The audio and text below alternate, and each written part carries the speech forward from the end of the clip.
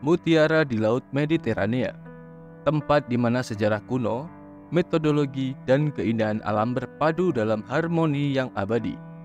Dengan pantai berpasir yang memeluk lautan biru dan pegunungan yang menyentuh langit, pulau ini adalah cerminan keajaiban alam dan budaya yang tak lekang oleh waktu. Informasi kali ini kita akan membahas tentang sejarah nama negara Siprus. Sejarah nama negara Siprus. Siprus adalah sebuah pulau yang terletak di Laut Mediterania bagian timur. Memiliki sejarah panjang dan kompleks, termasuk asal-usul namanya. Nama Siprus dalam bahasa Inggris berasal dari kata Yunani kuno, Kypros, yang secara harfiah berarti tembaga. Ini tidak mengherankan mengingat pulau ini pernah menjadi salah satu pusat penambangan tembaga terbesar di dunia kuno. Pada masa itu, tambang-tambang di Siprus begitu terkenal sehingga logam tersebut menjadi salah satu komoditas ekspor utama ke wilayah-wilayah seperti Mesir, Yunani, dan Timur terdekat. Asal-usul nama ini bukan hanya berkaitan dengan tembaga. Pulau ini juga dikenal dalam mitologi Yunani sebagai tempat kelahiran Aphrodite, dewi cinta dan kecantikan. Menurut legenda, Aphrodite muncul dari buih laut di pantai Siprus, yang menjadikan pulau ini penting dalam kepercayaan dan ritual keagamaan Yunani kuno. Karena pengaruh kuat dari budaya Yunani dan kekayaan alam yang dimiliki, nama Kypros bertahan sepanjang sejarah.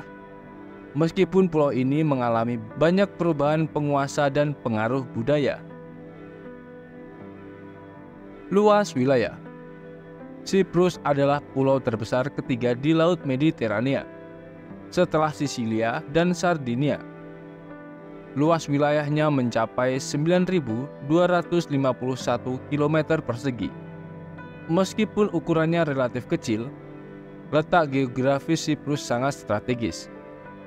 Berada di persimpangan tiga benua, Eropa, Asia, dan Afrika. Pulau ini memiliki panjang sekitar 240 km dari timur ke barat dan sekitar 100 km dari utara ke selatan. Topografinya bervariasi, dengan pegunungan Troodos yang mendominasi wilayah tengah dan bagian barat pulau, serta dataran rendah di bagian timur. Lokasi strategis ini membuat Siprus menjadi sasaran banyak kekuatan besar sepanjang sejarah. Dari peradaban kuno hingga negara-negara modern, wilayah yang terbagi antara komunitas Siprus Yunani di selatan dan Siprus Turki di utara menambah kompleksitas geopolitik pulau ini. Jumlah penduduk. Pada tahun 2024, jumlah penduduk Siprus diperkirakan mencapai sekitar 1,2 juta jiwa.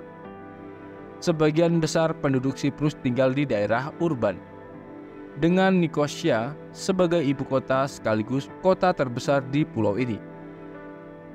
Yang menarik dari Nikosia adalah ia merupakan ibu kota terakhir yang masih terpecah di dunia. Sejak invasi Turki pada tahun 1974, kota ini terbagi menjadi dua bagian. Bagian selatan yang dikuasai oleh komunitas Siprus Yunani dan bagian utara yang dikuasai oleh Siprus Turki. Sebagian ini mencerminkan demografi politik dan etnis di Siprus secara keseluruhan. Sekitar 70% dari populasi merupakan orang Siprus Yunani, sementara sekitar 18% adalah orang Siprus Turki. Sisanya terdiri dari kelompok minoritas seperti orang Maronit, Armenia, dan Latin. Suku asli Siprus. Suku asli yang mendiami pulau ini adalah Siprus Yunani, yang memiliki hubungan erat dengan budaya dan peradaban Yunani sejak zaman kuno. Pengaruh budaya dan bahasa Yunani sudah ada di Siprus sejak abad ke-12 sebelum Masehi, ketika Mycenaean Yunani mulai bermigrasi ke pulau tersebut. Sampai saat ini bahasa Yunani merupakan bahasa resmi di Siprus, khususnya di wilayah selatan. Di sisi lain, Siprus Turki mulai menghuni pulau ini setelah Kekaisaran Ottoman menaklukkan Siprus pada tahun 1571. Mereka mayoritas berada di bagian utara pulau setelah invasi Turki pada tahun 1974. Saat ini ada ketegangan politik yang terus berlangsung antara kedua komunitas ini, meskipun ada upaya damai yang terus berlanjut. Pernah dijajah negara lain. Sejarah Siprus adalah sejarah penjajahan. Pulau ini telah ada di bawah kekuasaan berbagai peradaban dan kerajaan sepanjang masa. Setelah era Mycenaean Yunani, pulau ini dikuasai oleh Kekaisaran Asyur, Mesir, dan Persia. Kemudian pada abad ke-4 sebelum Masehi, Alexander Agung menaklukkan Siprus, mengintegrasikan ke dalam kerajaan Helenistiknya. Pada abad ke-1 sebelum Masehi, Siprus jatuh ke tangan Kekaisaran Romawi, dan setelahnya runtuhnya Roma Barat, pulau ini menjadi bagian dari Kekaisaran Bizantium. Pada abad pertengahan, Kekaisaran Bizantium mengalami kemunduran, dan Siprus kemudian dikuasai oleh berbagai kerajaan Eropa, termasuk dinasti Lusignan, Prancis, dan Republik Venesia. Pada tahun 1571, Siprus jatuh ke tangan Kekaisaran Ottoman yang mendominasi pulau tersebut selama lebih dari 3 abad.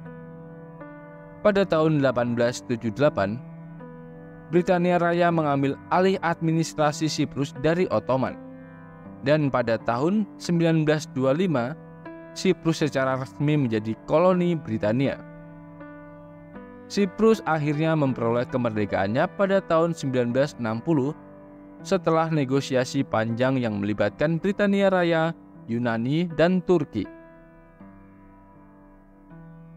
Namun ketegangan antara komunitas Siprus Yunani dan Siprus Turki terus berlanjut, yang memuncak dalam invasi militer oleh Turki pada tahun 1974. Setelah upaya kudeta pro-Yunani, sejak itu Siprus terbagi secara de facto menjadi 2 bagian. Meskipun Republik Siprus yang diakui secara internasional hanya menguasai bagian selatan pulau. Alam Siprus. Siprus memiliki keindahan alam yang menakjubkan, dengan pemandangan yang beragam, mulai dari pantai berpasir, hutan pinus, hingga pegunungan yang megah. Pegunungan Troodos adalah salah satu fitur utama di pulau ini. Dengan puncaknya Gunung Olympus yang mencapai ketinggian 1952 meter, pegunungan ini dipenuhi dengan hutan yang lebat dan merupakan rumah bagi berbagai flora dan fauna endemik. Pantai-pantai di Siprus juga terkenal akan kejernihan airnya dan pemandangannya yang indah. Pantai di Anyanapa dan Paschos adalah beberapa destinasi wilayah terkenal. Siprus memiliki iklim Mediterania dengan musim panas yang panjang dan panas serta musim dingin yang sejuk, menjadikannya tempat ideal untuk pertanian, khususnya anggur, zaitun, dan jeruk. Siprus adalah pulau dengan sejarah yang kaya, penuh dengan peradaban kuno, metodologi, dan gejolak politik.